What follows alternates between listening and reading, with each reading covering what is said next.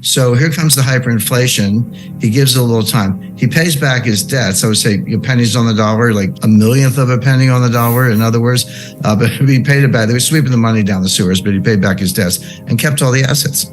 And he became the richest man in Germany. And my German's not very good, but his nickname was the Inflationskönig, which means the inflation king.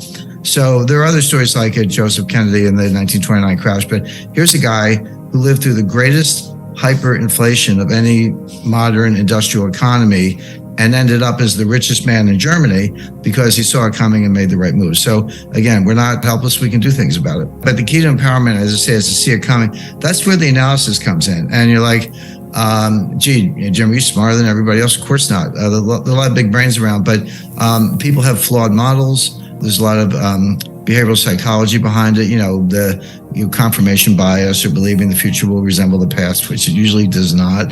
And so if you're going to stick to those models, you're going to get really bad results. It's hard to think of an institution that has a worse forecasting record than the Federal Reserve, the U.S. Federal Reserve, with the possible exception of the IMF. They're both pretty bad. I mean, you could almost take the Fed forecast, do the opposite, and be just fine. There's more to it than that, but they just stick to these really bad models. But if you understand how the economy really works, if you understand it's a complex dynamic system, all I've done is I've taken complexity theory, which has been around for a while. I mean, you could say 13 billion years because the Big Bang was the ultimate complex dynamic paradigm shift or phase transition. But the science of complexity, understood in mathematical terms, really dates to the early 60s. But it's been used very successfully in physics. It has a lot of applications. All I did was bring it over to capital markets. I looked at capital markets and said, wait a second, here's one of the most complex dynamic systems you can picture. And then there's nothing more complex than the human brain. So you're putting humans on top of capital markets. You've got complexity squared or some exponent. And those models work brilliantly. But try getting anyone to understand it or do that work is difficult. But again, the point is, if you have the right models, and I would include behavioral psychology, a good dose of history, complexity theory, and a few other branches of applied mathematics, you can get very good results. But if you stick to, the Phillips curve and non-accelerating inflation, unemployment rate, and a lot of other nonsense the Fed uses, you're gonna get it wrong. Does the future resemble the past? With some probability, some degree of distribution of probability.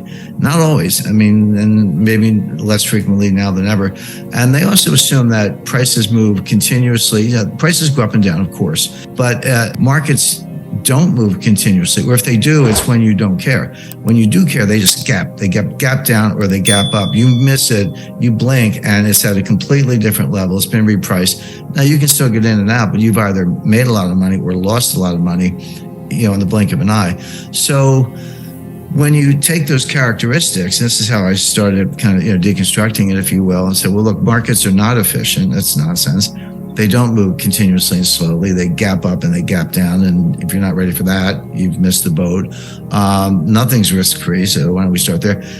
When I started identifying those factors that, in my view, were incorrectly applied, and you say, well, what looks like that? Well, the answer is a complex dynamic system.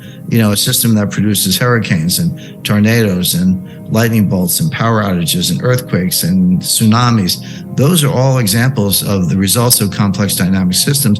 An earthquake doesn't sneak up on you.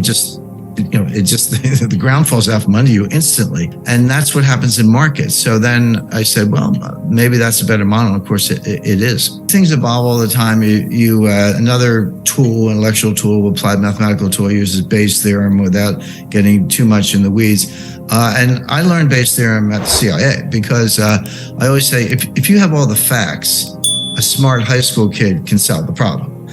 The intelligence agencies and others, and people in capital markets, have to solve problems when you don't have all the facts. But you have no choice. In national security or defense, it's literally life or death. On Wall Street, it could be your fortune or your client's fortune. So you don't have the luxury of just throwing up your hands and say, well, I'm going to wait till I get more facts. That's what Janet Yellen did, but that doesn't work in the real world. She's kind of detached from that. So how do you solve problems when you don't have all the facts you need to really solve the problem, and you know it, but you have to deal with it anyway because it's coming at you? Well, Bayes' theorem says assign an initial probability, a priori assumption. Just not make it up, but do the best you can, recognizing that you're going to fall short, that you've got missing pieces in the puzzle, if you want to put it that way. And if you have no facts at all, and it's a binary outcome, give it 50-50. Like, it's like, it's not quite 50-50, but red or black on a roulette table, it's a little less than 50-50. It was close enough. You say, it's either going to be red or black, don't know which, I'm going to give it a 50-50. And then what you do, this is what statisticians hate, you update it based on subsequent facts. As new facts come in, you put them back in the model, you update it, and what you'll discover is that your probability either goes up or down. Well, if it goes down more than a certain amount, you discard it. You say, well, that's wrong. I just do it again. But if it goes up, what you're doing is making it more and more likely that your assumption was true. And so eventually you can get up to the 80-90% level. Now that's not 100%, but it's pretty darn good.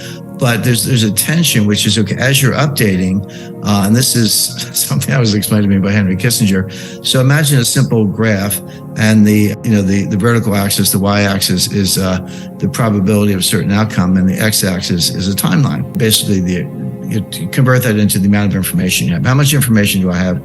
How much time do I have to make a decision? Well, at zero, at the outset, you have no information, or very little. But you have a lot of time. You have a lot of degrees of freedom. But as you move across the x-axis, as you move down the timeline, what you discover is you get more and more information, which is a good thing. So that curve is going up. But you have less and less time, fewer degrees of freedom. That curve is going down. So when you get all the way to the other end, it's like, hey, I have perfect information, but it's too late. It's over. I missed either, war started, or I lost all my money, or something bad happened. So what you look for is the sweet spot in the middle, call it the Kissinger cross, where I have enough information to be smart, but enough time to have degrees of freedom and be able to act. You look for that sweet spot in the middle, and that's when you act. And with a little humility is a very good tool, a good addition to the formula. So in as I say, in the CIA, you never have enough information. You're always trying to get more, but you have to do the best you can, and kind of make assumptions and make forecasts, because you don't have the luxury of sitting back. You can't wait for 10 9/11 events so you can have a good statistical base. You got one, and you want to prevent the next one. Thank you for watching this interview with Jim Rickards. As Jim eloquently put, there are numerous challenges and uncertainties in the economic landscape, but we are not powerless in the face of these difficulties. By anticipating and understanding potential crises, just like the historical figures he mentioned, we can make informed decisions to not only preserve, but also grow our wealth. Jim emphasizes the importance of utilizing the right models, incorporating complexity theory, behavioral psychology, and historical insights to navigate the financial markets effectively. Remember, it's not about predicting the future perfectly, but about preparing wisely. Stay informed, stay vigilant, and you can turn potential challenges into opportunities. If you found this discussion insightful, don't forget to like, subscribe, and hit the notification bell for more content. See you in the next video.